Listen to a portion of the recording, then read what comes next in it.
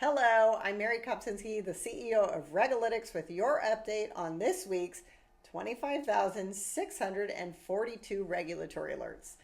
And it was honestly sort of a boring week compared to the usual shock and awe that's been going on lately, which is honestly nice. That said, the 50 states, wowzers, over 600 passed bills. We have Maryland to thank with over 140 passed bills. So I'll go ahead and say Maryland is the regulator of the week. And I thought this bill was interesting. So Senate Bill SB 285 requires the Attorney General of Maryland to pursue all options, including legal actions, to recover economic damages for the state resulting from the collapse of the Francis Scott Key Bridge and the closure of the port. This is how it works, folks. The USA is so pro-litigation that we pass laws ordering our attorneys to sue as many people as possible.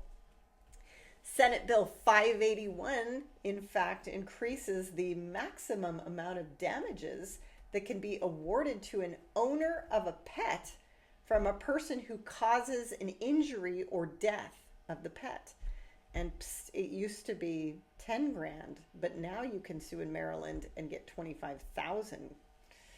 Starting October 1st of this year, thanks to Senate Bill 142, now if you're in Maryland, your ex-spouse can't be compelled to testify against you. After that day, you can go ahead, commit a crime against your spouse, go ahead, divorce him, and they can't be forced to testify, but they can choose to testify. The topic of the week, on the same lines, is revenge porn. So yes, a bill supported by Melania Trump is on its way to President Trump's desk and possibly signed by the time this video comes out.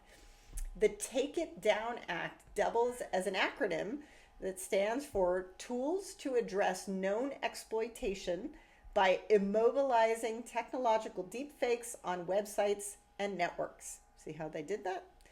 The bill, introduced by Texas Senator Ted Cruz in January and approved by the Senate in February, mandates that platforms like Snapchat and Instagram remove non-consensual intimate imagery within 48 hours or face penalties. It criminalizes the publication and even the threats of publishing such imagery.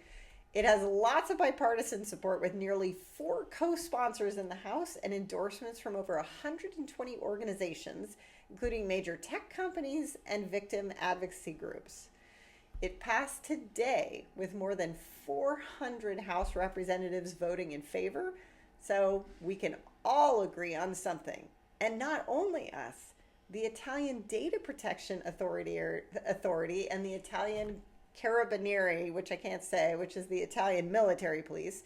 They also signed a joint agreement this week on training and operational initiatives for educating young people about responsible internet use and including combating issues like cyberbullying and revenge porn. And that's not all, because we come back full circle to our regulator of the week, Maryland, which has also passed a state bill this week on revenge porn, making it a state crime, and it allows the victims a private right of action. And it doesn't matter if it's an actual image or a computer-generated image. If it's in the likeness of someone real, you're in deep doo-doo. So the moral of the story is, let's just stop being gross, okay? And that's it this week for RegAlytics. We have the global supply chain of the world's regulatory alerts in one very easy to use place. If you need a solution to anything related to regulation, give us a call.